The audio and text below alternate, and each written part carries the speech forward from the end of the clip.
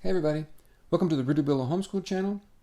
Today's video is about the skill of narration. Narration and intentional reading are skills that Charlotte Mason emphasized.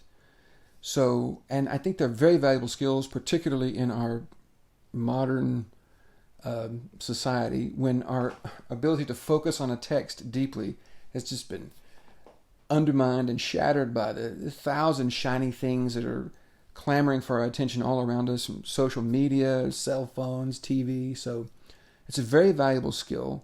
It's essential to learning and to deeply focusing on the material that you're engaging with. So today we'll talk about what narration and intentional reading are, these two skills.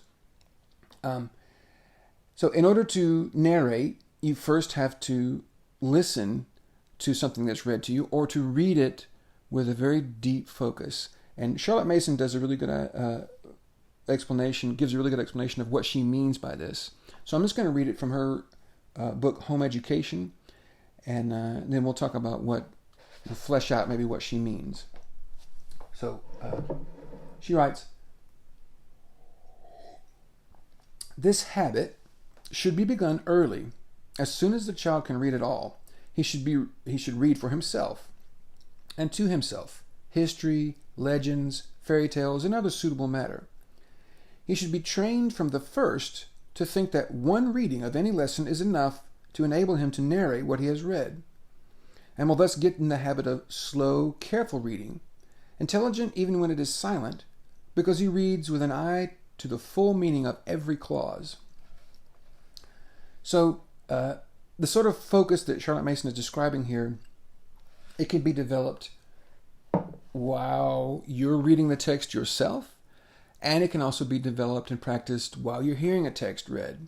So in the course of these, if you watch a video and that's how you engage with the text that I'm going to be reading to you, I think it's pretty interesting and cool to think about the fact that, so I'm doing a video, say, on Plutarch's Lives.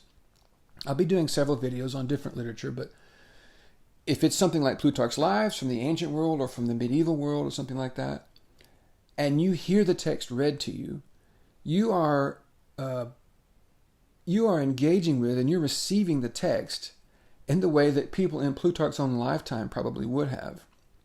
Books, before the printing press, books and scrolls and things like this, if you had one, it was very valuable, and you had it because somebody took the trouble of actually copying the whole thing out.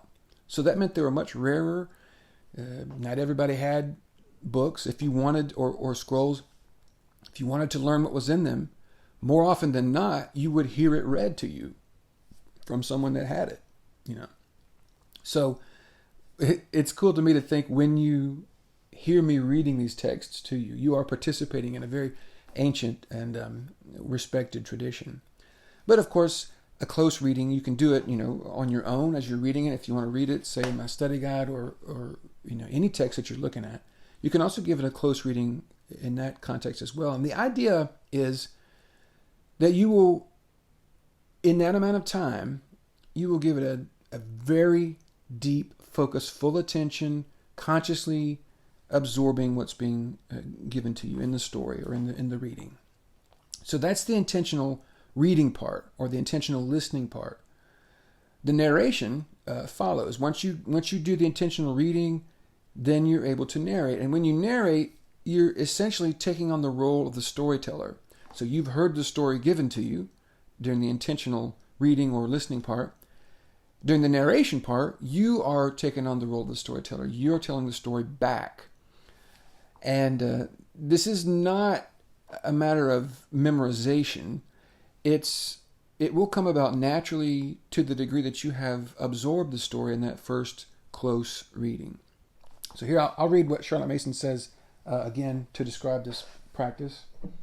This is also from Home Education. She says, "It is most interesting to hear children of 7 or 8 go through a long story without missing a detail, putting every event in its right order. These narrations are never a slavish reproduction of the original. A child's individuality plays about what he enjoys, and the story comes from his lips, not precisely as the author tells it, but with a certain spirit and coloring which express the author," the narrator. By the way, it is very important that children should be allowed to narrate in their own way and should not be pulled up or helped with words and expressions from the text. A narration should be original as it comes from the child. That is, his own mind should have acted upon the matter it has received. Narrations which are mere feats of memory are quite valueless. So I think what she means here is memorization is a skill. It's obviously worthwhile, but that is not narration. Narration is when you have absorbed the story, the events of the story, the order of the events, and it's internalized from that deep focus the first time. It's another way of,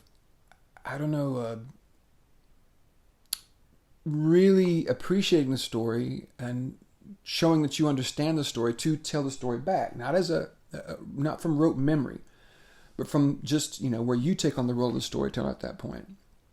So I think this is a very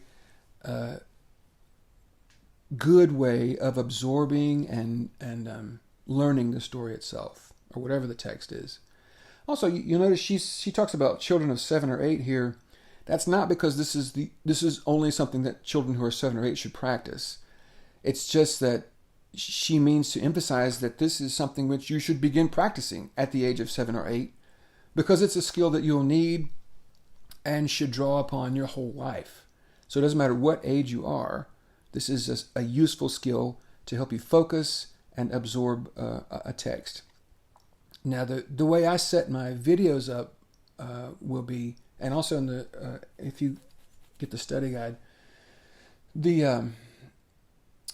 I have a reading first, so I will provide the reading part either if you watch the video or you can read the text here. And if you're watching the video, if you want, you can just pause once I'm through with the reading and practice this skill of narration. You can do it on your own, orally, just out loud. If somebody's with you, you can narrate to them. You can even write it down if you want to. It's just up to you. However you want to do it, you can do it. And of course, you don't have to do it at all, but I think it's a very valuable skill to practice and to have. So hopefully this has been useful to help you understand a little bit about what Charlotte Mason meant by narration. And thank you for watching.